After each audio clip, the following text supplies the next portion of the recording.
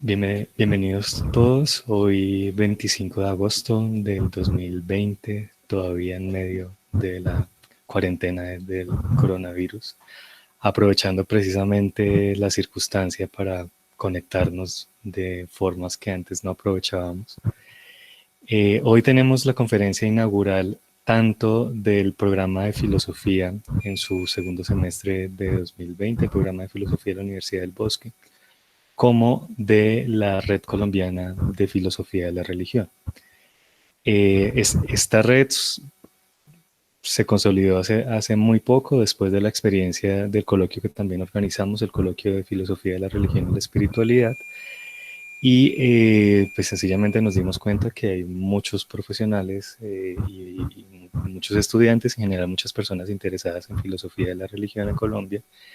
Entonces pues nos reunimos a intercambiar información, a, a tener algunos objetivos comunes, a pensar investigaciones también comunes. Entonces están todos invitados a ser parte. También les compartiré en un momento información sobre la red. Le damos la palabra a la profesora Ana Isabel Rico. Muy buenas tardes a todas y todos. Muchas gracias, Sergio, y un saludo muy especial, un agradecimiento a la profesora Catalina González, que nos acompaña hoy para nuestro evento de apertura del semestre. La profesora Catalina González es doctora en Filosofía de la Universidad de Emory, con maestría en Filosofía de la Universidad Nacional de Colombia, y es profesora asistente del Departamento de Filosofía de la Universidad de los Andes. Tiene un trabajo muy interesante en distintas áreas de la filosofía, en estudios kantianos, filosofía política, hermenéutica y otros. Pues no voy a mencionarlos todos para no dejar de mencionar lo que sé que para la profesora también es muy importante, y ella hoy nos va a presentar algo en lo que ella ha venido trabajando durante mucho tiempo, y sé que todos se van a sentir muy invitados a participar, a hacer preguntas a la profesora Catalina. Nuestro agradecimiento, y le cedemos la palabra. Por favor, para la transmisión, muy especialmente todos mantener micrófonos silenciados. Preguntas para la profesora se pueden hacer por favor por el chat, y nosotros estaremos muy atentos a transmitirlos a la profesora González. Catalina, muchas gracias y bienvenida. Gracias, Ana. Quiero primero que todo agradecer a la Universidad del Bosque, a Ana Rico y a Sergio Henao por esta invitación. Me siento muy honrada y muy contenta de hacer parte de una comunidad filosófica en Bogotá que se las arregla para poder seguir construyendo reflexión filosófica a pesar de las difíciles circunstancias. Les agradezco a todos ustedes por estar aquí.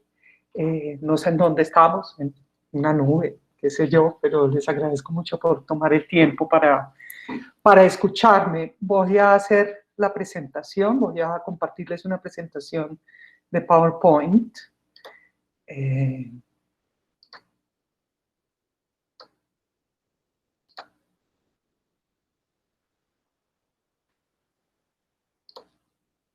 Bien, quiero que me confirmen. ¿Están viendo la presentación? ¿Todo está bien? Sí, señora. Sí, señora. Ok, muy bien. Bien, el título de esta conferencia es un poco más amplio de lo que voy a tener tiempo para exponer. Se llama Deísmo, Politeísmo y Teísmo Moral, la respuesta de Kant a los diálogos sobre la religión natural de Hume. Me presento, aunque ya Ana lo hizo, soy Catalina González, soy profesora en la Universidad de los Andes y hago parte de la Red Colombiana de Mujeres Filósofas. Entre mis intereses de investigación está la filosofía moderna, la filosofía de la religión, el escepticismo y la crítica a la metafísica. Me preocupa un poco que esta conferencia no sea tanto como sobre filosofía de la religión, sino sobre filosofía de la irreligión, pero creo que es parte de lo mismo. Bien, ¿de qué voy a hablar? Voy a hablar de la crítica que hace Kant a los diálogos sobre la religión natural de Hume en un apartado final de los prolegómenos, en la conclusión de los prolegómenos. Esta crítica es muy compacta y presenta varios problemas exegéticos. El más importante de ellos, en el que me voy a centrar, es que Kant le atribuye a Filón, Filón es el principal personaje de los diálogos de la religión natural de Hume, Kant le atribuye a Filón que sostiene un deísmo y sin embargo ve a Hume como un crítico del deísmo. Ahora les mostraré los párrafos donde se ve esta, digamos, esta dificultad exegética que consiste en que hay una atribución de deísmo al mismo tiempo a Hume eh, a través de su personaje Filón, y hay también la atribución de una crítica al deísmo de parte de Hume.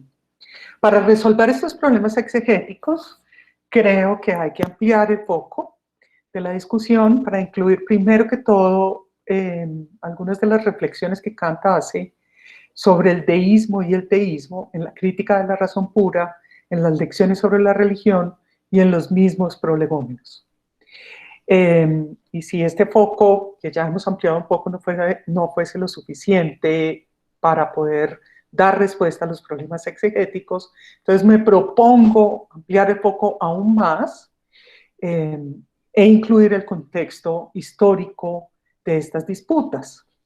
Creo que el contexto histórico en el que se encuentran la crítica de Kant a Hume y sus reflexiones sobre el deísmo y el teísmo son las disputas entre deístas y teístas naturales en el siglo XVIII. Mi convicción más profunda es que la filosofía necesita servirse de un conocimiento profundo de los contextos históricos y culturales en los que se construye. El pensamiento filosófico no aparece del vacío, no es el producto de genios que en algún momento producen unas ideas estando al margen de las discusiones que se dan en su momento. Y creo que le hacemos un poco servicio, un pobre servicio a la filosofía cuando nos alejamos de estas discusiones históricas, cuando nos damos el lujo de no tener en cuenta estos aspectos históricos que han influido en la generación de las ideas filosóficas. Y creo que eso es un defecto de la filosofía contemporánea, y yo pretendo mostrar cómo volver a la historia es fundamental para poder reconocer los problemas filosóficos que nos competen. Bien, voy ahora al problema exegético.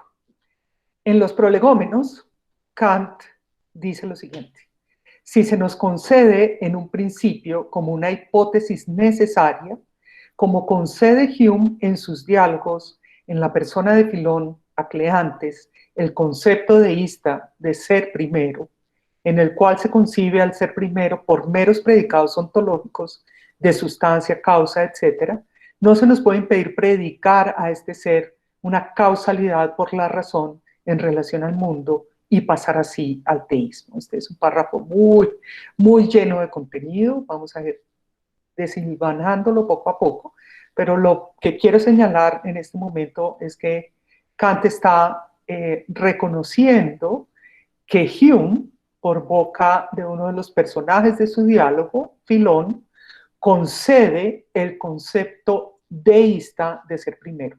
Después veremos en qué consiste ese concepto. En otras palabras, Kant está reconociendo que hay en los diálogos sobre la religión natural de Hume un concepto deísta de Dios, que Filón concede este concepto deísta de Dios. Pero un poco después, Kant nos dice que las afirmaciones de Hume contra el deísmo son solo débiles y no alcanzan más que las pruebas, pero nunca al principio de la afirmación deísta misma. Pero en relación al teísmo son muy sólidas y en ciertos casos, de hecho en todas las corrientes, irrefutables. Entonces, por un lado, Kant está diciendo: Hume, en los diálogos sobre la religión natural, concede el concepto deísta de Dios, pero Hume, en los mismos diálogos sobre la religión natural, critica al deísmo y lo critica de modo que es débil, que no alcanza realmente a refutar el principio general del deísmo. ¿Qué pasa aquí? O concede el deísmo, o hay deísmo en los diálogos, o hay una crítica al deísmo en los diálogos, y ese es un poco el problema exegético al que me quiero referir. Para ello les decía que considero necesario ampliar el foco de la discusión y revisar el contexto histórico en el que se inscribe. Y quiero referirme a las disputas entre deístas y teístas naturales en los siglos XVII y XVIII. Por supuesto que hay muchísimo que decir sobre estas disputas, son muy extensas, son muy importantes, tienen, digamos, un carácter polémico fundamental en la Ilustración, pero para no enredarlos demasiado con esto, solo quiero dejar algunos rasgos de la discusión establecidos, y para eso traje algunas citas. Esta es una cita de Jean-Pierre de Crousaz, que es uno de los principales antiescépticos del siglo XVIII, y quien tiene la misión, digámoslo así, de hacer una defensa del cristianismo, de todas las corrientes escépticas que se desarrollan en la época, entre las cuales se encuentra, por supuesto, el deísmo, aunque no es del todo considerada una corriente escéptica, pero sí es considerada como una corriente de los así llamados librepensadores, de los irreligiosos y de alguna manera cercana al escepticismo, sobre todo al fideísmo. Pero bueno, no los quiero enredar con eso, lo único que quiero es mostrarles esta cita que nos dice en qué consiste el deísmo que es sostenido en el siglo XVIII. Dice, tenemos por ejemplo los deístas, es decir, personas que, dado que no pueden engañarse a sí mismos considerando el universo como un gran juego de azar, reconocen a un creador que ha formado las distintas partes del universo y les ha asignado su orden y lugar, pero piensan que este creador no presta atención a los comportamientos humanos. Ellos creen que el creador permite que los humanos nazcan, vivan y mueran y actúen en la tierra como les plazca. Por supuesto que la cita es bastante polémica y tiene como propósito hacer una crítica muy fuerte de los deístas, que es bastante común entre los apologistas del cristianismo en el siglo XVIII. Pero fundamentalmente lo que está diciéndonos Crousaz es que los deístas reconocen que hay un Dios, que este Dios es un creador del universo, pero que este no es un Dios que se involucra para nada en los asuntos humanos.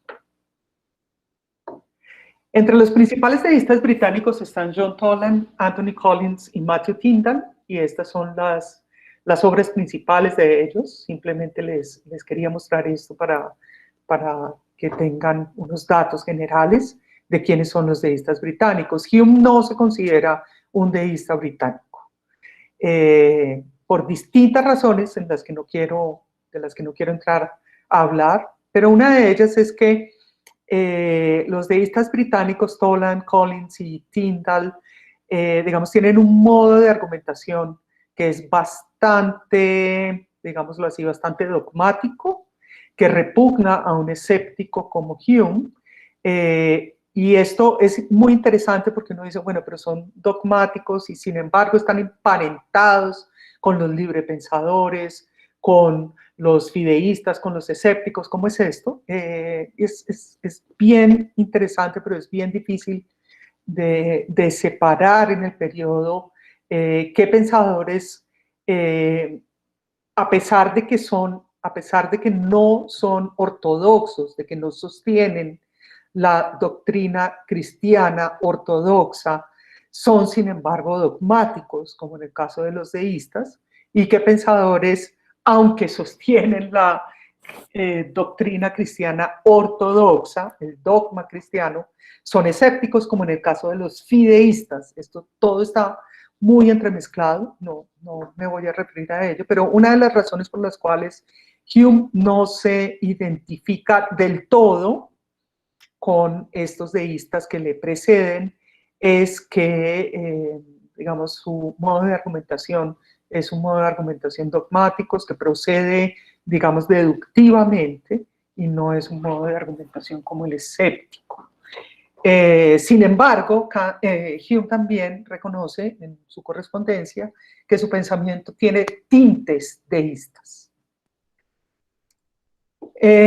¿Cuáles son los principales rasgos del deísmo británico? Bien, aquí separado 5 rasgos del deísmo británico según su descripción, según la descripción que realiza Samuel Clarke, el teólogo newtoniano del siglo XVIII.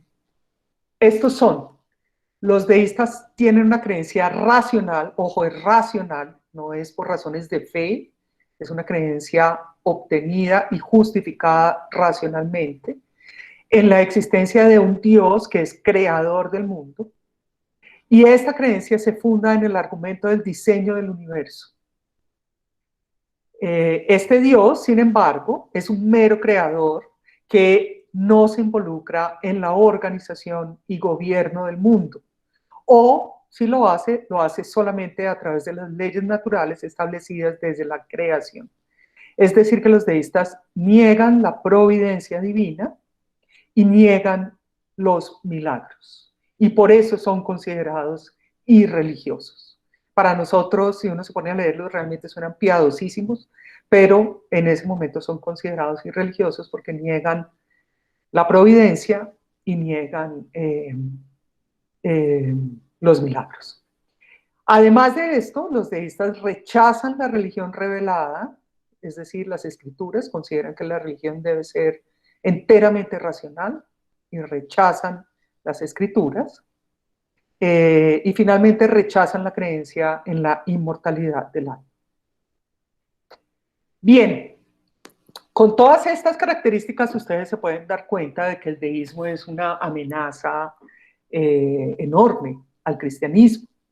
Y eso lo muestra muy bien esta cita de William Blake, que dice así: el deísmo es la adoración al Dios de este mundo por medio de lo que se denomina religión natural y filosofía natural, y de la moral natural o superioridad moral, las virtudes egoístas del corazón natural. Esta era la religión de los fariseos que asesinaron a Jesús. El deísmo es lo mismo y termina en lo mismo.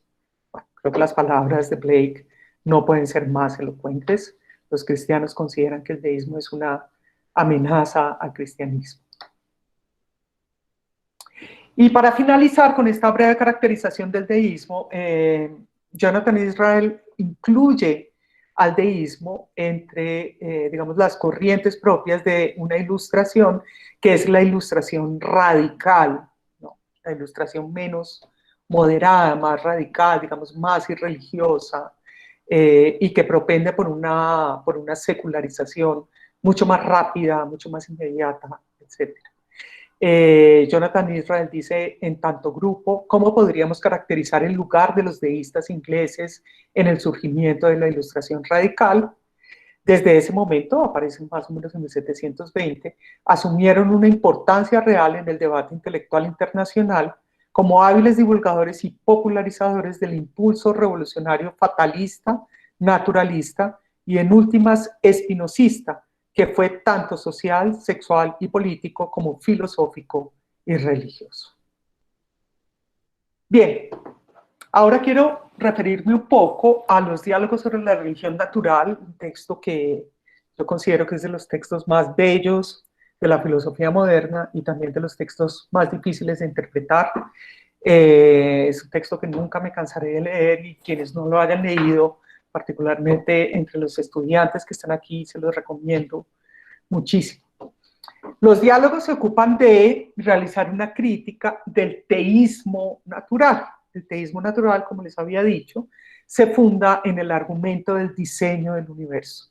Este argumento fundamentalmente dice que la similitud entre los artefactos creados por el ser humano y el universo ordenado nos llevan a concluir por analogía que hay un Dios creador del universo que es similar a la mente humana.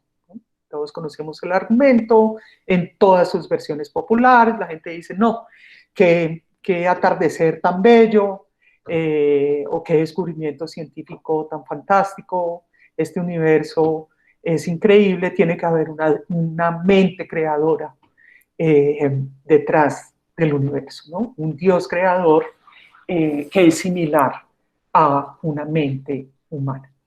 Los personajes principales del diálogo son Cleantes, quien sostiene y defiende el argumento del diseño del universo, y quien se dice que representa a Joseph Butler, que es uno de los teólogos naturales más importantes del momento. Filón, que es el personaje escéptico, se discute mucho sobre si representa a Hume o no representa a Hume. Yo creo que sí, y coincido con ello, con una gran cantidad de comentaristas que dicen lo mismo desde que Norman Kemp Smith realizó la introducción a los diálogos, a la edición de los diálogos sobre la religión natural en 1951, creo. Él fue el primero en decir Filón representa a Hume, y yo creo que sí, aunque hay argumentos de los dos lados, hay argumentos para decir que sí y argumentos para decir que no. Y Demea es el último de los personajes que representa a un creyente ortodoxo, y algunos dicen que representa a Samuel Clarke. Ahora quiero que hablemos un poquito de la recepción kantiana de los diálogos sobre la religión natural de Hume. Básicamente, los diálogos sobre la religión natural de Hume llegan a Kant a través de una traducción que realiza Hamann en 1780, al final de 1780 y comienzos del 81. En ese sumario, Hamann no traduce todo el texto, traduce, digamos, fragmentos de distintos apartes. Ese sumario, sin embargo, incluye la sección 12, la última sección de los diálogos, y esto es muy importante porque Kant leyó, al parecer, esa sección. ¿En qué momento estaba Kant de la evolución de su pensamiento cuando lee los diálogos? Estaba estaba terminando la redacción de la primera crítica, ¿no?, que es publicada en 1781. Con lo cual, se puede decir que o se suele decir que la reacción de Kant frente a los diálogos debe esperar hasta los prolegómenos para hallar una respuesta definitiva. Hay quienes argumentan que algunos pasajes de la crítica de la razón pura, del ideal de la razón pura en la dialéctica trascendental, incluye algo de respuesta de Kant a Hume, pero hay quienes dicen no, realmente hay que esperar hasta los prolegómenos para encontrar una respuesta. Y aquí les traigo una cita de Philippe Merlin que nos dice que Kant leyó la sección decimoprimera, debería ser decimosegunda.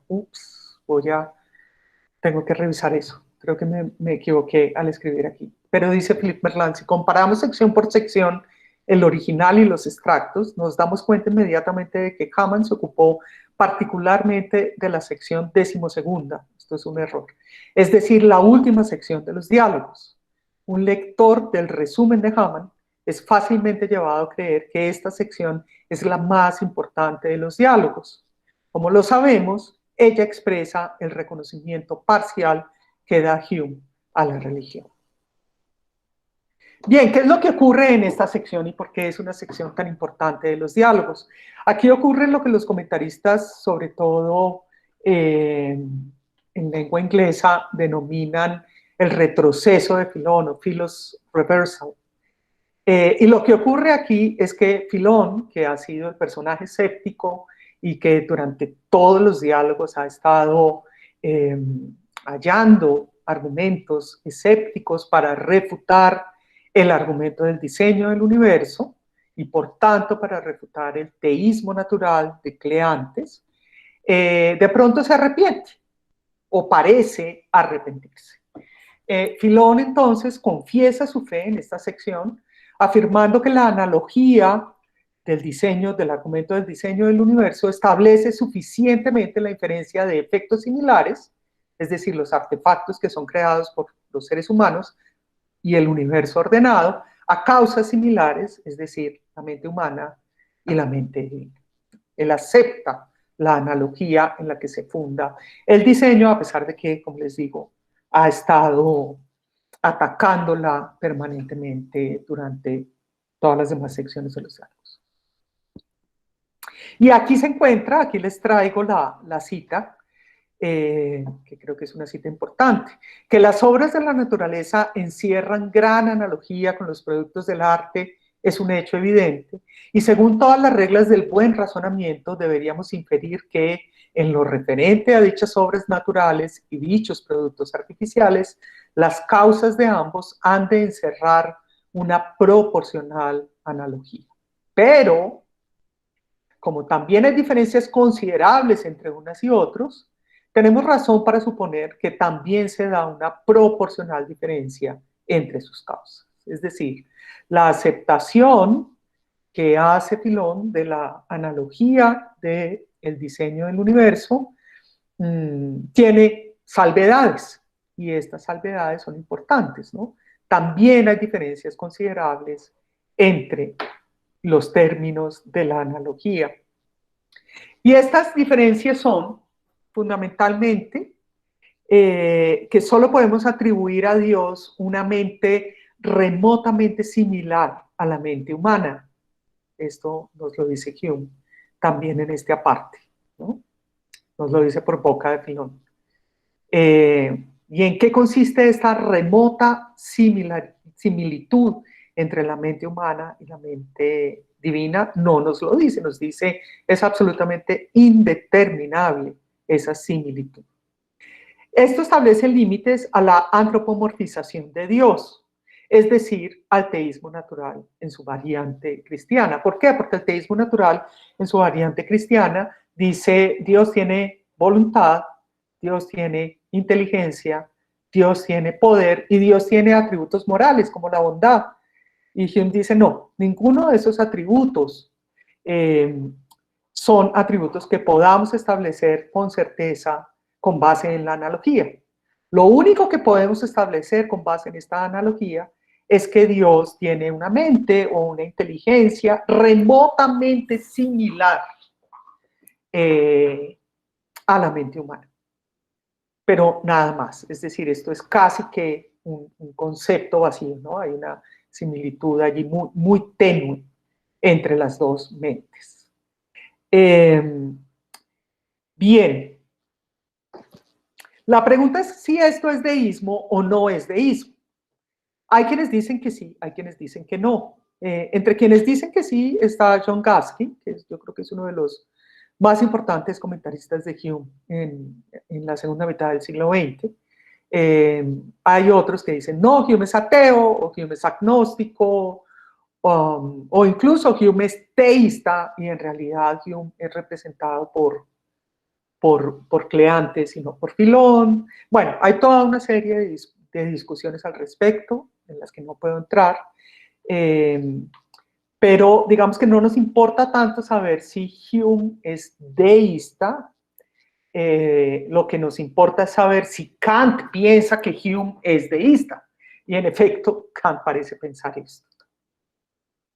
Entonces, para poder volver al problema exegético, creo que es importante mirar algunas definiciones kantianas de estos términos.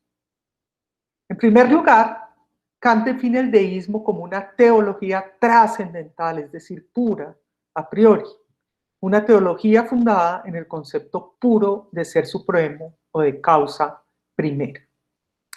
En contraste, el teísmo para Kant se basa en una teología natural, es decir, en el argumento del diseño, o lo que es lo mismo, en términos kantianos, la prueba físico-teológica de la existencia de Dios.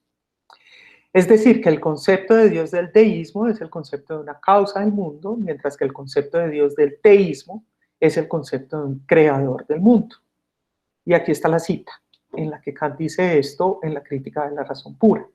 Quien solo admite una teología trascendental se llama deísta, quien acepta además una teología natural se llama teísta. El primero admite que podamos conocer en todo caso la existencia de un ser originario mediante la mera razón, pero sostiene que nuestro concepto del mismo es solo trascendental, a saber, el de un ser que posee toda la realidad, pero que no podemos determinar más detalladamente. Y esto es muy importante, el concepto deísta es el de un ser que posee toda la realidad, un ens realísimo, pero que no podemos determinar más detalladamente. El segundo afirma que la razón es capaz de determinar más detalladamente el objeto por analogía con la naturaleza, a saber, como un ser que, a través del entendimiento y de la libertad, contiene en sí el fundamento primario de todas las demás cosas. Aquel se representa, pues, una simple causa del mundo, este se representa, en cambio, a un creador del mundo. Ahora bien, Kant considera que este concepto del deísmo, que es un deísmo bastante distinto del deísmo que sostienen los deístas británicos, es un concepto útil. ¿Y por qué digo que este concepto trascendental que usa Kant de deísmo es muy distinto al de los ingleses, al de los deístas ingleses? Bien, porque como les decía, los deístas ingleses fundan su concepto de Dios en la prueba, digamos, empírica de la existencia de Dios, que provee el argumento del diseño del universo. Los deístas ingleses son empiristas. Por supuesto que ellos no sostienen un concepto puro o a priori de Dios, es decir, un concepto meramente racional de Dios, que no provenga de algún tipo de experiencia. Ellos son, en general, digamos, de raíz newtoniana, tanto como los teístas naturales, y sostienen que la única manera de llegar a tener un concepto de Dios es a través de la observación del orden del universo. Entonces, el concepto de deísmo de Kant es muy distinto al de los deístas ingleses, en la medida en que para Kant el deísmo trascendental es la inferencia o la prueba de que hay un Dios que existe como primera causa del universo, pero esta es una inferencia a priori absolutamente racional, fundada en el hecho de que si llevamos el principio de causalidad, digamos, si continuamos en el regreso a las causas, de una causa a otra causa, a otra causa, a otra causa, eventualmente la razón llega a una causa primera, a un primer motor, si ustedes quieren, del universo. Pero este concepto puro, nos dice Kant, es improductivo e inútil y no produce ninguna impresión en mí si lo asumo sin ningún otro. ¿Por qué? Porque es un concepto casi que vacío, es un concepto de causa primera que no admite más determinaciones. Pero si la teología trascendental se usa como propedéutica o como introducción a los otros dos tipos de teología, es decir, la natural y la moral, que es la que sostiene Kant, es de gran y excelente utilidad, pues en la teología trascendental pensamos a Dios de modo totalmente puro, y esto evita que los antropomorfismos se introduzcan sin notarse en los otros tipos de teología. Así, la teología trascendental tiene una gran utilidad negativa al mantenernos a salvo de estos errores. Traigo esta cita a colación fundamentalmente porque quiero que ustedes vean que Kant considera que este concepto deísta, trascendental, puro de Dios es muy útil para controlar las inclinaciones antropomorfistas del teísmo y de los dos tipos de teísmo, del natural y del moral, ¿no? Para evitar que le demos atributos a Dios que no tenemos por qué darle. ¿Y quiénes son estos antropomorfistas? Pues el teísta natural, por supuesto, que atribuye a Dios, por analogía, las características humanas de ser un creador, es decir, de tener inteligencia y voluntad. Y también el supersticioso, por supuesto, que además de atribuir a Dios estas características, lo adorna con otros atributos humanos como deseos, intereses, pasiones, propósitos arbitrarios, etc. Entonces Kant considera que el deísmo sirve y tiene una enorme utilidad para evitar estos peligros del antropomorfismo, particularmente lo que tiene que ver con las inclinaciones supersticiosas del teísta. Pero además este concepto deísta de Dios permite salvar al teísmo natural de la posibilidad de caer en un politeísmo. Y esta posibilidad está ya señalada claramente por Hume en los diálogos. Como recuerdan, Hume está examinando en los diálogos el argumento, la analogía del diseño del universo. Y Hume considera que esa analogía nos permite pensar que no haya una sola mente humana que cree el universo, sino que puede haber muchas mentes, no una solamente divina que cree el universo, sino muchas mentes divinas que creen el universo. Traigo a colación la cita. ¿Y qué tipo de pseudoargumento, continuó Filón, por supuesto está hablando con Cleantes, puedes producir con tu hipótesis para probar la unidad de la deidad? Un gran número de humanos se juntan para construir una casa o un barco, para establecer una ciudad, para determinar una comunidad de ley. ¿Por qué no pueden varias deidades combinar sus esfuerzos en producir el mundo? Aquí está claramente la crítica que Hume le hace al argumento del diseño del universo. Si nos atenemos a que la analogía entre las obras creadas por los hombres y el universo ordenado nos permite pasar de la mente divina, que es causa de estos artefactos, a la mente humana, que es causa de los artefactos, a la mente divina, que es causa o como causa del universo, pues tendríamos que decir, ok, en general, las mejores obras humanas son realizadas no solo por una persona, sino por muchas personas. ¿Por qué no pensar que el universo, con su belleza y su orden, ha sido creado no por un Dios, sino por varios dioses? Este es un gran peligro. Y Kant considera que el concepto de el concepto de Dios sostenido por el deísmo trascendental permite evitar esa objeción. Y les voy a leer la cita. El argumento parte del orden y finalidad observables del mundo para inferir la existencia de una causa proporcionada al mismo.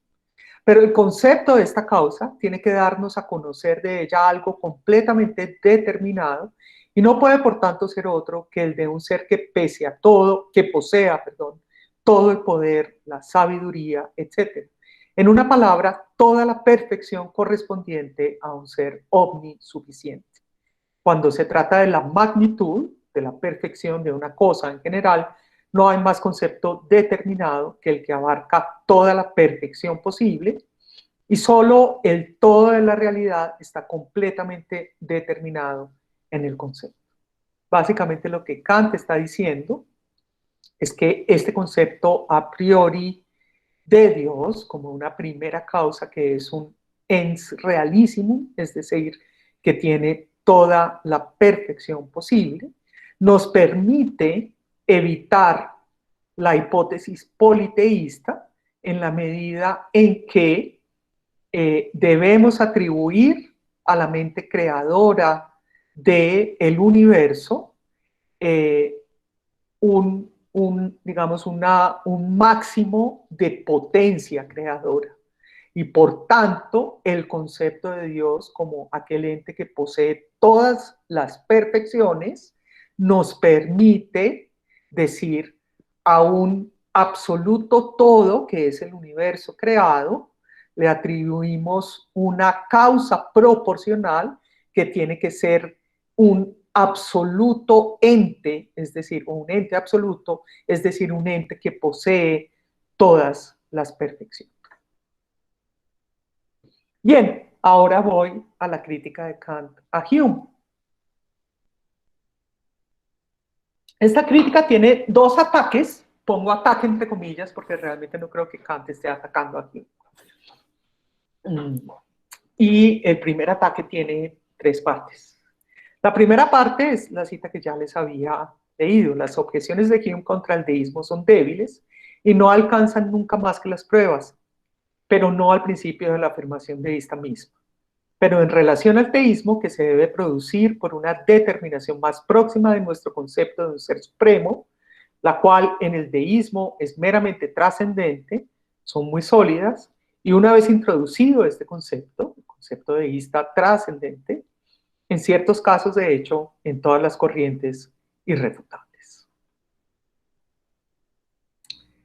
Bien, lo que Hume nos está diciendo en esa parte, si mi interpretación es correcta, es que Hume, lo que Kant nos está diciendo en esa parte, perdón, si mi interpretación es correcta, es que Hume critica erróneamente los argumentos a priori a favor de la existencia de Dios, en los que se funda el deísmo no natural, sino trascendental.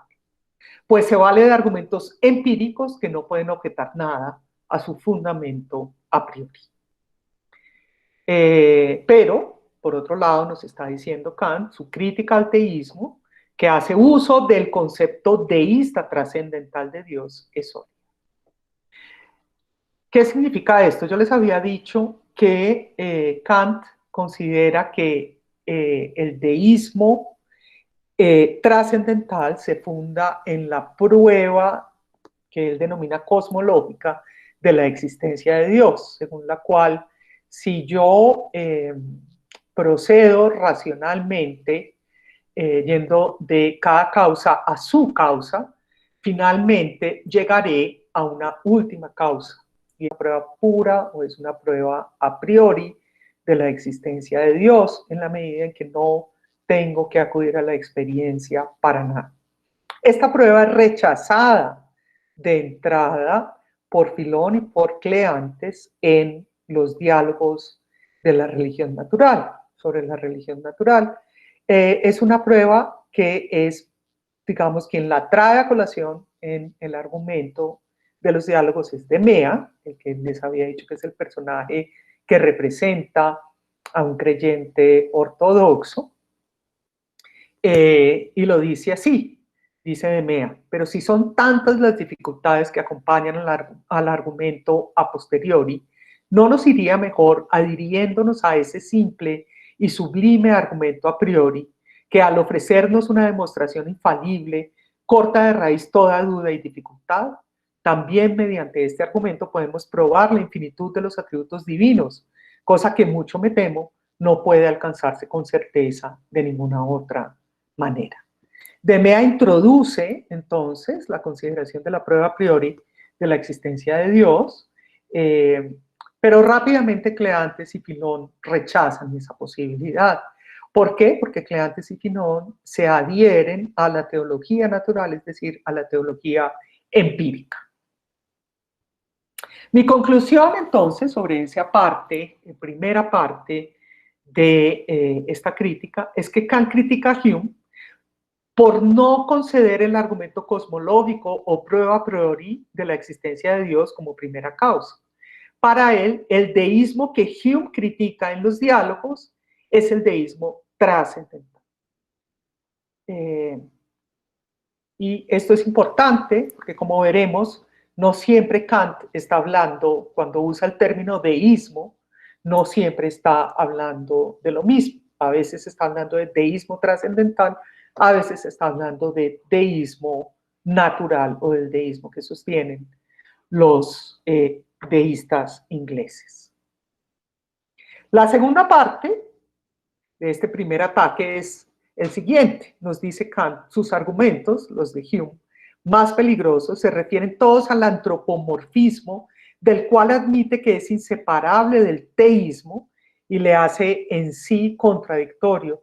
Pero si se omite el antropomorfismo, el teísmo sucumbe también con él y no queda más que un deísmo con el cual nada se puede hacer, que no puede sernos útil para nada y no puede servir en modo alguno como fundamento de la religión y de las costumbres. Aquí Kant es ambiguo, en mi opinión. Dice que los argumentos más peligrosos de Hume están dirigidos al antropomorfismo. Y concede que si se omite el antropomorfismo, solo queda el deísmo, que no puede ser útil y no sirve de base a la religión. Pero Kant nos había dicho antes que el deísmo era útil, el deísmo trascendental, era útil precisamente para controlar el antropomorfismo.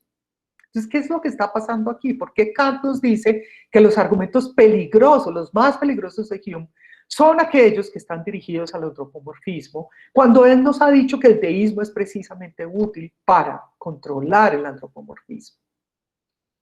Mi conclusión es que Kant no se refiere aquí al deísmo trascendental, sino que se refiere aquí al deísmo británico.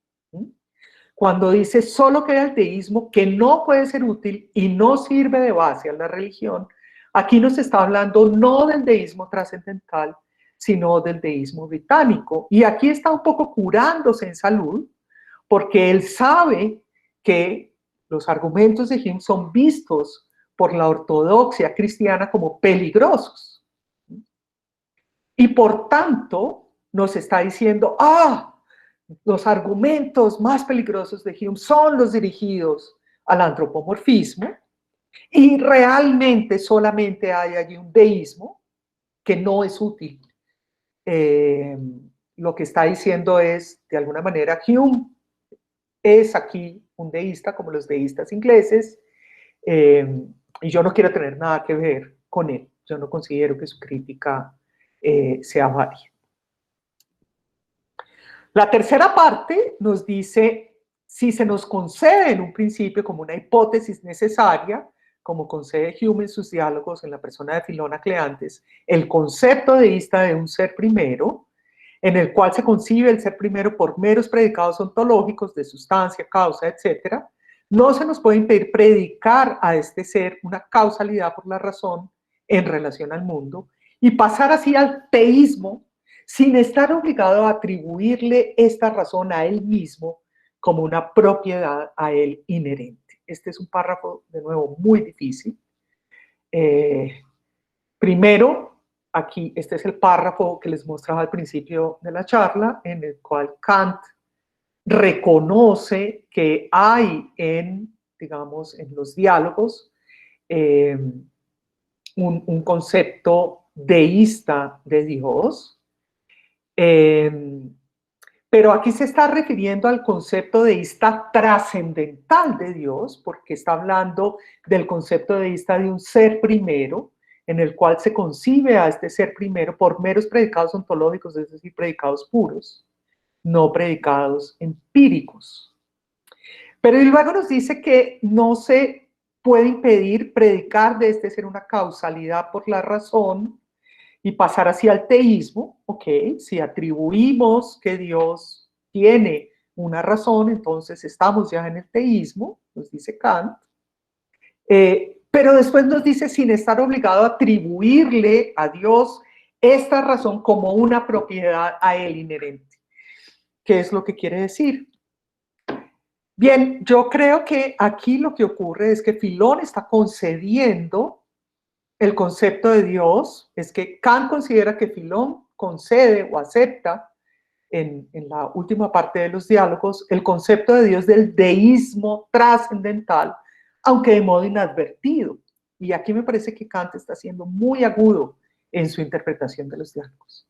Kant está diciendo lo que Filón está concediendo es un concepto puro, si bien lo hace a partir de un argumento empírico que es el argumento del diseño del universo.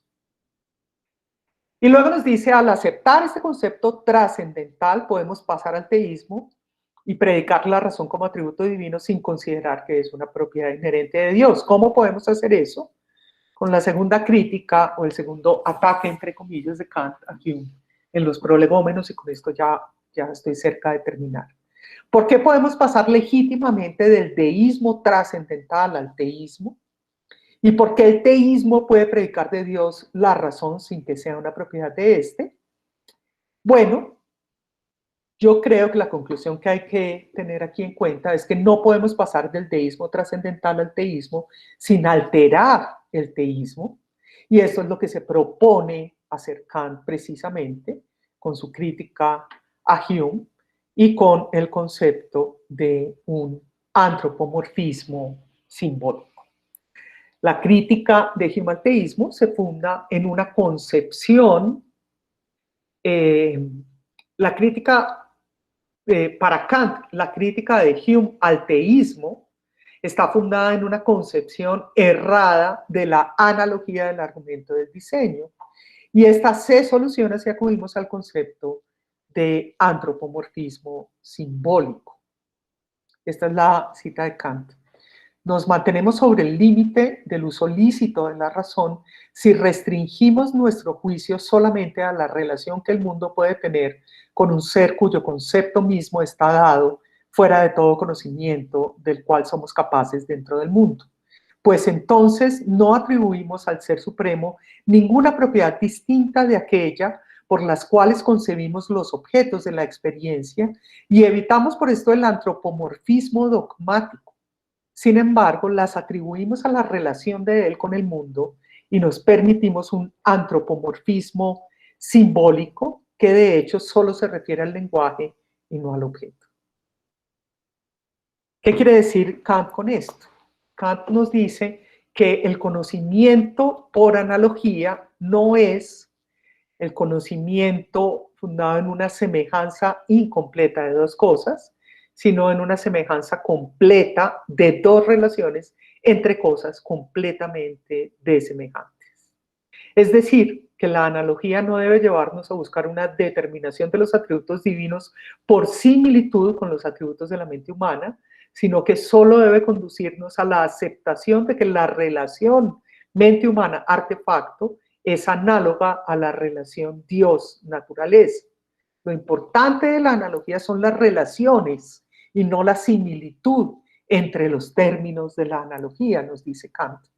Y él considera que lo que Hume ha hecho es encontrar o aceptar una relación de semejanza entre la mente humana y la mente divina. Y él nos dice, pero no, lo que hay que hacer es encontrar una relación de semejanza entre la relación que se establece entre Dios, la mente divina y el universo, y la mente humana y los artefactos. La similitud es entre las relaciones, no entre los términos de la analogía. Finalmente, yo considero que esta crítica, me pregunto si esta crítica o elaboración del argumento deísta, si esta crítica es una crítica por parte de Kant a Hume, o si es más bien una elaboración del argumento deísta de Hume.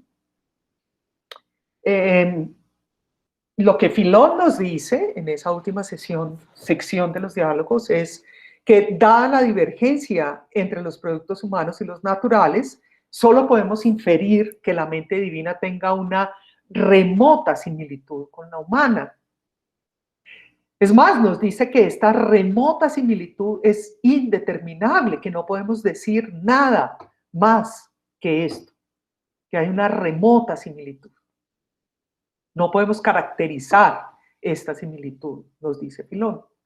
Esto implica, en mi opinión, un concepto de Dios tan desprovisto de cualquier otro tipo de atributo que no sea esta remota similitud con la razón, que en realidad parece ser un concepto vacío o solo relacional. Y esto me hace pensar que para Hume solo podemos aceptar un Dios que es causa del mundo, pero no podemos decir cómo ejerce dicha causalidad, con qué propósitos, en virtud de qué poderes y usando qué tipo de medios. Decir cómo ejerce dicha causalidad sería determinar el tipo de similitud que hay entre la mente divina y la mente humana. Pero eso no lo podemos hacer. De modo que, en mi opinión, el ejercicio de Filón puede ser visto como una depuración crítica de la analogía, en el que solo se preserva su estructura interna, es decir, la relación de causa y efecto entre sus términos. Y creo que con ello, en realidad, Kant no está criticando tanto a Hume o a Filón, sino que está tomando esta depuración crítica que realiza Filón en la última sección de los diálogos y está dándole un nombre, está, digámoslo así, eh, explicitándola y diciéndonos en qué consiste el ejercicio que Hume ha realizado. Bien, eso es todo. Eh, bueno, aquí está la conclusión. Al proponer un antropomorfismo simbólico, Kant hace explícito lo que Hume apenas sugería cuando hablaba de una remota similitud entre la mente divina y la humana. Si una remota analogía con la mente humana es lo único que puede predicarse del creador del universo, podemos llamar a esta creencia teísmo, si ustedes quieren, pero en realidad se trata de una creencia que, como Kant lo reconoce, no sirve para fundar ninguna religión. Es más bien un deísmo trascendental o natural, pero en últimas el tipo de deísmo que conlleva las consecuencias nocivas para la religión revelada, es decir, para la ortodoxia cristiana, que con tanto ahínco esta ortodoxia denunciaba en el siglo XVIII. Muchísimas gracias. Espero no haberlos confundido demasiado con esta presentación, con unos términos tan ambiguos. Muchísimas gracias. Profesora Catalina, muchísimas gracias. Ya hay algunas preguntas en el chat. Antes de leerlas, eh, les quería pedir un favor a todos de por favor registrar la asistencia en el formulario. Parece que hay que corregir una cosita, ya se los vuelvo a enviar. Entonces, la primera pregunta la planteó Steven Valencia Marín. Dice así: muchas gracias, doctora Catalina, por acompañarnos en este ejercicio de reflexión tan pertinente a nuestros intereses investigativos. Y quiero por demás realizarle una pregunta concreta. ¿Usted no cree que si bien los deístas admiten cierta intervención de Dios en el desarrollo del cosmos por medio de leyes naturales, se está hablando de un cierto providencialismo, que es lo que negaban estos pensadores autoproclamados deístas? Sí. Sí, muchas gracias por la pregunta. Dios, digamos, no interviene en el desarrollo del cosmos, solamente para los deístas, solamente echa a andar el mecanismo, digámoslo así, del cosmos. En ese sentido es una primera causa del cosmos. ¿Por qué no hay providencialismo? Uno podría pensar que hay providencialismo en la medida en que la mente divina ha creado las leyes naturales y permite su funcionamiento, las echa a andar, pero no lo hay porque para los deístas esta mente divina puede no ser una mente, puede ser un principio interno de la naturaleza misma. Y esto es un tema que toca Hume no sé, creo que es la sección octava de los diálogos, en los que dice este primer principio, esta primera causa que echa a andar el mecanismo del mundo puede ser algo así como un impulso ciego, ¿no? Un impulso ciego, una, una fuerza primaria, un principio metafísico que no posea voluntad y por tanto no podemos hablar de algo así como una providencia divina de modo robusto. No podemos decir que se trata de que Dios ha ideado, ha planeado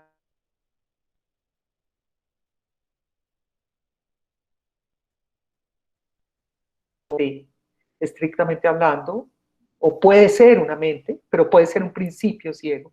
Y por eso es tan importante lo de la remota similitud con la mente humana, porque este principio ciego podría tener esa remotísima, remotísima similitud. ¿No? No sé si eso aclara, pero creo que por eso no hay un providencialismo en el deísmo. La segunda pregunta de Joina Rafael Tete Crespo: la llamada prueba ontológica de Anselmo de Canterbury, perdón, Caería dentro de la definición kantiana de teología trascendental, puesto que se basa en conceptos a priori como perfección y máxima grandeza, a partir de los cuales se deduce la existencia de Dios. Por supuesto que sí. Kant considera que hay tres tipos de pruebas: la prueba ontológica, la prueba cosmológica y la prueba psicoteológica, que es la prueba del diseño del universo, que tiene un elemento empírico. Pero las dos primeras, la ontológica y la cosmológica, son pruebas puramente a priori, ¿no? En este momento Kant se refiere a estos apartes en los que él habla de la diferencia entre deísmo y teísmo, son posteriores al ideal de la razón pura en la primera crítica, donde él ha mostrado que la prueba teológica, que la prueba ontológica y la prueba cosmológica, es decir, que las tres pruebas, que la segunda prueba a priori, la cosmológica, y la tercera, la físico-teológica, en última se reducen a la ontológica. Lo que él muestra ahí es que todas terminan en la noción de ens realissimum, es decir, en la noción de un ser que tiene todas las perfecciones. Entonces, todas terminan en últimas en la prueba ontológica. Sí, de modo que sí, totalmente de acuerdo. Kant considera que la prueba ontológica y la prueba cosmológica hacen parte de la teología trascendental, y por tanto el deísmo trascendental se sirve del concepto de Dios que es común a la prueba ontológica y a la prueba cosmológica. Damos la palabra a Sergio Iván Rodríguez.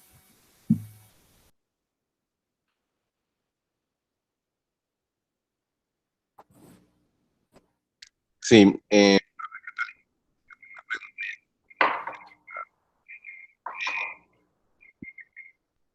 sobre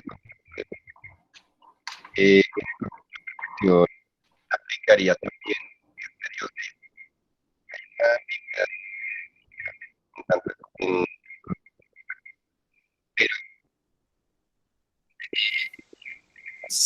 Sergio Iván, no te estamos hablar escuchando bien. Sergio Iván, no te estamos escuchando bien. ok. Trata de hablar más despacio, quizás. Espérate,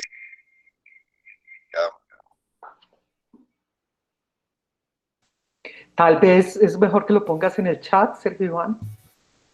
Sí, creo que se desconectó para volver a intentarlo. Mientras tanto, ¿se me pues, escucha mejor ahora? ahora sí. Sí, ahora sí. Bueno, era una pregunta sobre la perfección. Uno podría atribuirle perfección a este Dios deísta también, así como se le suele atribuir al Dios ya como tal personal religioso, porque es que me surge una pregunta, o sea, yo creo que el Dios deísta puede llegar a ser más consecuente en el sentido de que una de las objeciones que se le suele hacer a la perfección divina desde la postura teísta religiosa, es que Dios no puede ser perfecto porque si Él interviene significa que Él está de alguna manera mutando. Y como para una de las condiciones necesarias para ser perfecto es ser un ser completo y acabado por sí mismo, si Él interviene, entonces está demostrando cambiar. Por lo tanto, la providencia o las señales de providencia divina demuestran que Dios es un ser imperfecto y caprichoso. En el Dios deísta pareciera que no tenemos esos problemas. En el Dios deísta pareciera que no tenemos problemas, ya que es un Dios que no interviene de manera providencial, o sea, no se inmiscuye en los asuntos de los asuntos morales humanos en general. No nos dice qué debemos hacer, no hay una Biblia que nos diga qué debemos hacer, pero también ese Dios incluso podría también caer en un problema porque ese Dios creó el mundo. Si ese Dios deísta fue el quien creó el mundo y puso a correr las leyes mecánicas, significa que tuvo un deseo de crear el mundo. Luego, los deseos de alguna manera implican una carencia. Si Dios deseó crear el mundo era porque tenía una carencia y por lo tanto incluso el Dios deísta también podría tener problemas y podría ser también imperfecto. Entonces, cómo se manejaría ese tema ahí? Esa es mi pregunta. Sí, has preguntado varias cosas entrelazadas, Sergio. Bueno, el Dios deísta del que tú estás hablando, tú tienes en mente aquí el concepto de Dios del deísmo inglés, no el concepto de Dios del deísmo trascendental según Kant. Eso es importante porque Kant considera que ese concepto deísta es el concepto de un ente absolutamente perfecto. Mientras que el deísmo británico no considera que es un deísmo fundado es un deísmo empirista, natural, no considera que podamos atribuir perfección a el concepto de Dios como creador del universo. De hecho, en los diálogos sobre la religión natural, Cleantes, que es el teísta, concede que Dios podría no ser perfecto. Es decir, que si nos ceñimos a la analogía, pues básicamente así como las mentes humanas que crean artefactos, por muy bellos y ordenados que sean, no necesariamente son perfectas, asimismo tendríamos que decir que la mente divina que crea el universo, por muy bello y ordenado que sea, puede que no sea perfecta, puede que sea simplemente más perfecta que el universo, pero no absolutamente perfecta. Y en efecto, el deísmo natural no predica la perfección de los atributos divinos. Dice, hay un ente creador, pero no podemos saber si es absolutamente perfecto o no. Esa atribución es una atribución que se realiza a partir de la prueba ontológica y de la prueba cosmológica enlazadas en Kant, y es más propia de una teología, digamos, racionalista, pura. Pero los deístas ingleses no predican perfección de, de la naturaleza divina.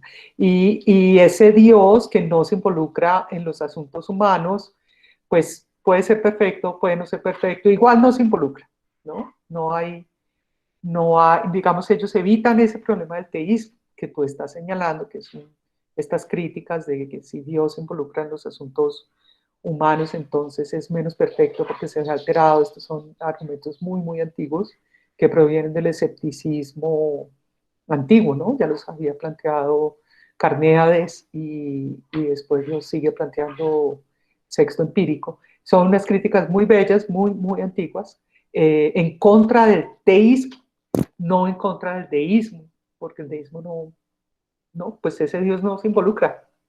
Y tampoco sabemos si es perfecto, es decir, no. Pero la otra crítica sí es muy bella, es decir, ¿por qué se involucra?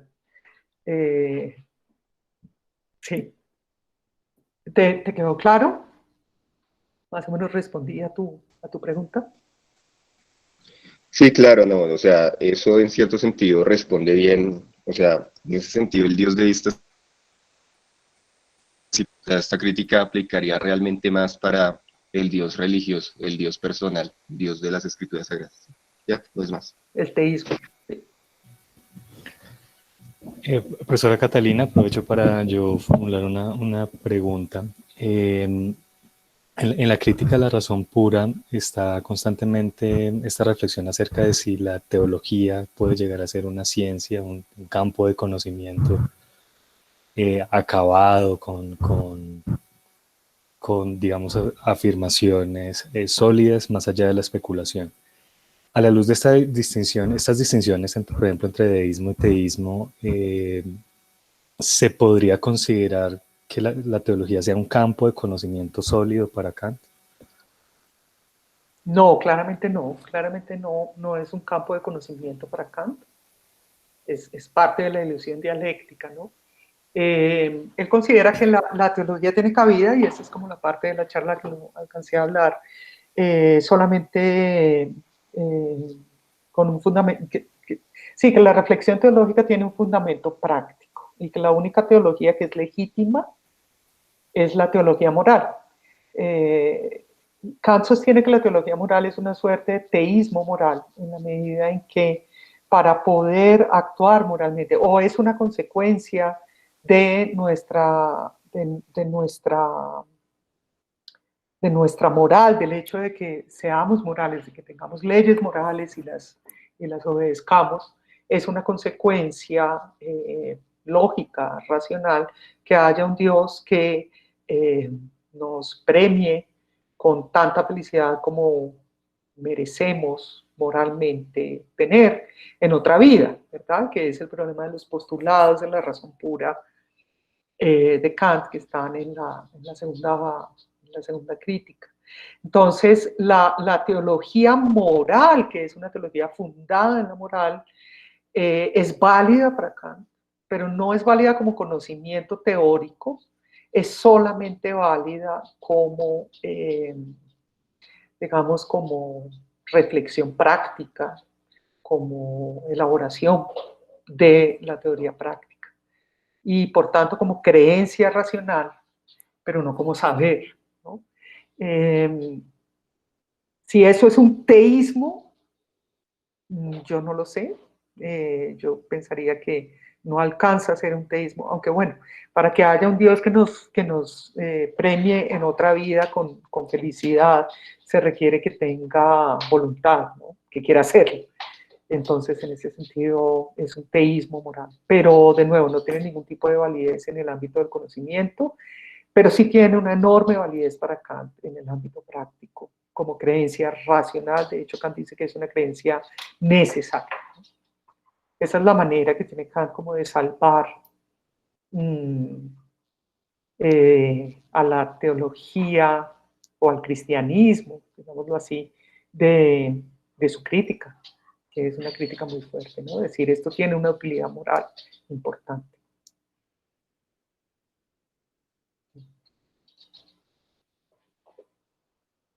Me permitiría hacer una pregunta más general en un momento. Primero quiero leer la pregunta de Ira. Desde su postura, ¿se puede hablar actualmente de que haya una prueba de la existencia de Dios que se mantenga como justificación racional del deísmo o del teísmo? Actualmente, yo no creo. Yo creo que Kant fue demoledor. Creo que Kant mostró que no es posible una prueba de la existencia de Dios, una prueba racional de la existencia de Dios. Y creo que el fideísmo, que es esta corriente escéptica moderna, que dice que la razón humana tiene unos límites y que no podemos saber si Dios existe y cuáles son sus atributos mediante la razón, y que esto es cuestión de fe. Yo creo que el fideísmo tiene un argumento allí que es un argumento indiscutible, ¿no? No creo que haya pruebas de la existencia de Dios que se mantengan como justificación racional ni del deísmo ni del teísmo. Lo que sí creo, y es un poco contrario a nuestras inclinaciones muy fideístas contemporáneas, es que la creencia en Dios no es una creencia tan irracional como lo decía, por ejemplo, Freud. Yo creo que sí hay, y en esto soy muy kantiana, por supuesto, como una inclinación de la razón a pensar en una primera causa, a pensar en un ente que tiene todas las perfecciones, a pensar en una mente que ha creado el universo por analogía con los productos humanos, y creo que es una inclinación de la razón, no tanto el producto de, digamos, de una, no sé, una cuestión meramente emocional o de un anhelo inconsciente de unirnos a un padre, a una figura paterna, como lo pensaba Freud. Yo creo que allí, creo eso sí es salvable, es decir, la religión tiene, creo yo, elementos racionales que no son para nada desdeñables, pero no creo que la razón pueda producir pruebas para la existencia de Dios.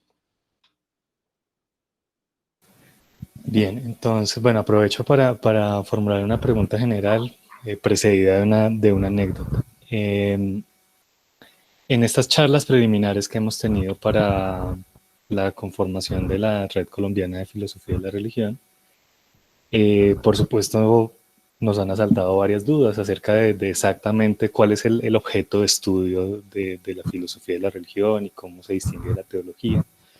Y bueno, usted al comienzo de la charla, un poco informalmente, ¿no? Dijo que estaba preocupada porque no era una ponencia de filosofía de la religión, sino de la irreligión. Y de hecho, alguno de los miembros de la red tuvo una reacción similar, que la conferencia no estaba orientada hacia la religión, sino hacia el ateísmo, ¿sí?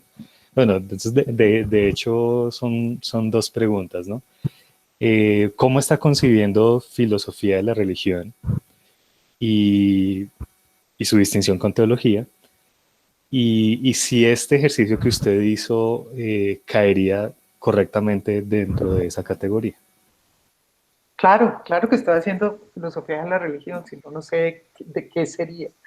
Yo concibo la filosofía de la religión como la reflexión sobre los fundamentos, si quieren, esto es una definición muy moderna, pero bueno, como la definición de los fundamentos de la creencia religiosa, ¿no? Cuando uno examina qué es la creencia religiosa, cuáles son sus fundamentos, cuáles son sus justificaciones, y examina si esas justificaciones son válidas e inválidas, está haciendo filosofía de la religión. ¿Cómo la distinguiría de la teología? Pues la teología yo creo que produce esos argumentos.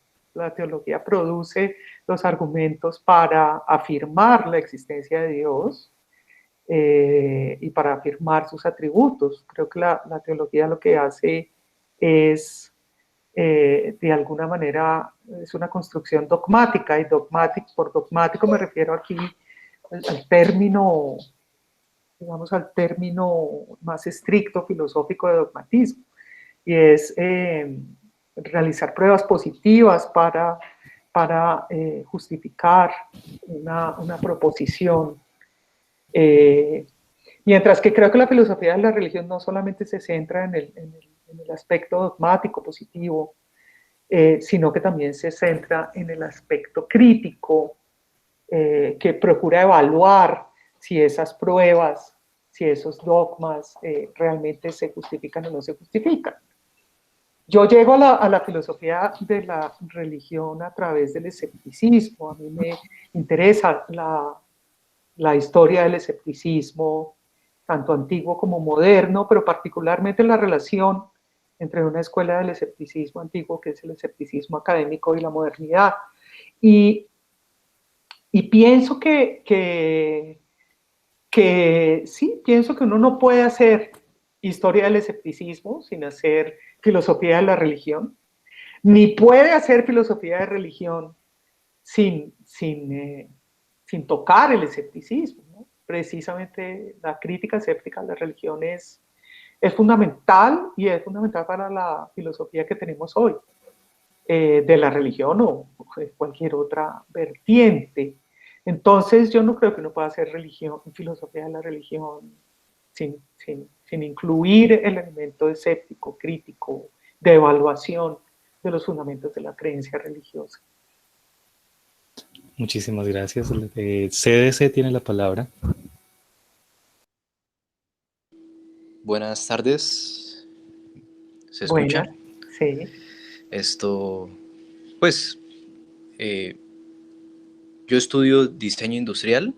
Sí. Llegué aquí por una electiva, entonces, pues, temas de filosofía no sé muy bien, pero pues, en todo lo que estuve escuchando de la religión se me vino, o sea, sí, de la discusión, se me vino algo a la mente que ya había visto anteriormente. Entonces, pues para formular la pregunta voy a decir algo antes.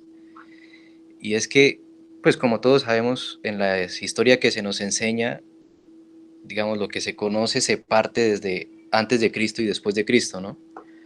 Resulta que, pues antiguamente en la mitología se creía en varios dioses, en distintos panteones, ¿no? Y se decía que nosotros éramos residuo de estos dioses, ¿no? Que realmente las acciones de que tomaban muchos dioses repercutían en las acciones de nosotros. Después llegó el cristianismo, pues sí, con Jesús y todo lo que conocemos, diciendo que realmente uno es libre de tomar la determinación que uno quiera. De ahí es donde nace el libre albedrío. Y pues que de ahí nace el concepto de, ¿cómo es que se llama? El concepto de responsabilidad humana. el que yo tomo mis determinaciones y yo veo si creo o no creo, ¿sí? Entonces, pues esta discusión de la que se hablaron hoy de deístas y teístas, pues toman esta postura de que, de un único Dios, ¿no? Pero entonces que un único Dios ejerce poder sobre nosotros y que otro no. Pero pues esta discusión creo que ya está, pues antiguamente, entonces quisiera saber, digamos, de esta discusión de la que hablaron hoy, ¿qué opinan de, pues eso, de la mitología y del cristianismo? Sí, por supuesto que esta discusión sobre teísmo y deísmo es una discusión que se realiza en el seno del monoteísmo y particularmente en el seno del cristianismo. Eh, y de hecho aquí el politeísmo es visto como una amenaza y como una hipótesis incómoda que hay que desechar lo más pronto posible. Por eso Kant está tan preocupado por, eh, porque la única manera de desechar esa hipótesis es acuñando al concepto de un ente que tiene todas las perfecciones, ¿verdad? Mm, pero sí, esta discusión no tendría ningún sentido en el politeísmo. Eh, y yo tiendo a pensar que el politeísmo tiene unas ventajas explicativas muy grandes, ¿no? El politeísmo permite evitar todas estas dificultades tan fuertes que tiene el teísmo, ¿no? Pero la verdad yo he estudiado poco el politeísmo y me parece que una de las cosas que deberíamos estudiar en una filosofía de la religión es cómo ocurre el cambio de unas sociedades preeminentemente politeístas a unas sociedades preeminentemente monoteístas y cómo ocurre. Bueno, eso históricamente sabemos cómo ocurre, pero me parece que filosóficamente me parece que habría que estudiarlo más. De pronto ha sido estudiado, ¿no? Yo no lo conozco, pero ¿por qué el monoteísmo se convierte en una hipótesis mucho más fuerte que el politeísmo, aunque sea menos económica, digámoslo así? El politeísmo, eso a mí me parece que es digno de consideración. Bien, Ok, gracias. si alguien tiene alguna otra pregunta, es el momento para anunciarla. Mientras tanto, pues les pido de nuevo el favor a los que no han registrado su visita. Ya les acabamos de mandar la página de registración para registrarse. Y por si quieren ser invitados a futuros eventos del programa de filosofía o de la Red Colombiana de Filosofía de la Religión. Bueno, también les había prometido al comienzo de la presentación la información sobre el coloquio de mujeres filósofas y pensamiento feminista, que está en los últimos días de la convocatoria de ponencias. Quiero invitar a la profesora Catalina González a que nos acompañe y nos brinde también su orientación en la Red Colombiana de Filosofía de la Religión. Es bien bonito que se estén formando estas comunidades de conocimiento en Colombia y que además como estemos abordando objetos de estudio que no se han tomado tan en serio tradicionalmente, ¿no? Bueno, ¿alguna última pregunta? Sí, Luis Daniel Pico pregunta, después de saludarte, ¿cuál dirías que es la refutación más importante y convincente del argumento ontológico? Hola Luis Daniel, tiempo sin verte. Qué bueno encontrarte por aquí. Yo creo que la reputación kantiana es una reputación muy importante. La reputación kantiana básicamente lo que nos dice, como ya muchos de ustedes saben, es que la existencia no es un atributo. Y que por tanto no podemos atribuir existencia a un Dios simplemente porque la perfección implique la existencia. Para atribuir existencia requerimos, para decirte en jerga kantiana, una experiencia posible, y no hay una experiencia posible de un ente que tiene todas las perfecciones. Yo creo que ese es un argumento excelente, sin duda. Sí, A mí me parece que es suficientemente convincente y me parece que hizo lo que tenía que hacer, ¿no? Es decir, después de Kant, creo que seguir manteniendo el argumento ontológico no es tan fácil en filosofía, por ejemplo. Muy bien, a todos y especialmente a la profesora Catalina González, un agradecimiento. Bueno, surgió una última pregunta. Dice Juan Pavanadas, bueno, supongo que no está hablando del diezmo, sino del deísmo. Sí, no es deísmo. Dice que no entendió bien si el deísmo trascendental implica un argumento positivo a la existencia de Dios. Sí, para Kant sí. El deísmo trascendental es como la prueba ontológica del argumento de Dios, o la prueba cosmológica, que implica que hay una primera causa y que esa primera causa es un ente que contiene todas las perfecciones. Ese es el argumento positivo del deísmo trascendental. Sí, no del deísmo inglés. Bueno, decía que estaba pensando en Spinoza y su argumento. Y bueno, ahora sí se animaron a hacer preguntas justo cuando me iba a despedir. Joyner dice que tiene otra pregunta para la profesora Catalina.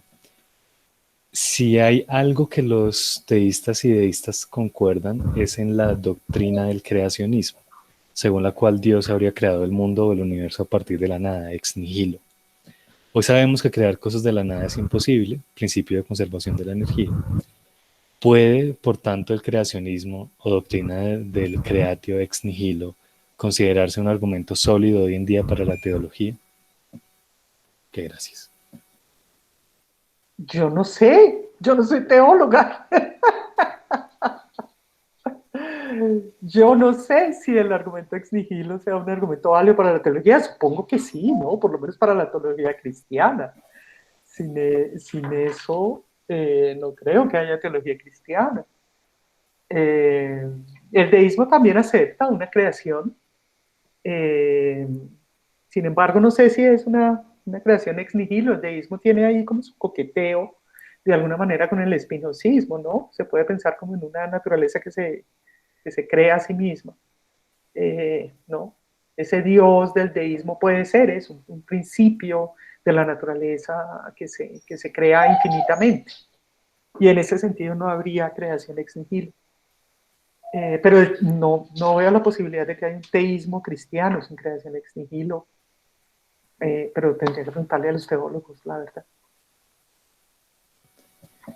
Bien, entonces ahora sí les agradezco a todos los aquí presentes, especialmente a la profesora Catalina González, por acompañarnos en esta lección inaugural del programa de Filosofía de la Universidad del Bosque y de la Red Colombiana de Filosofía de la Religión.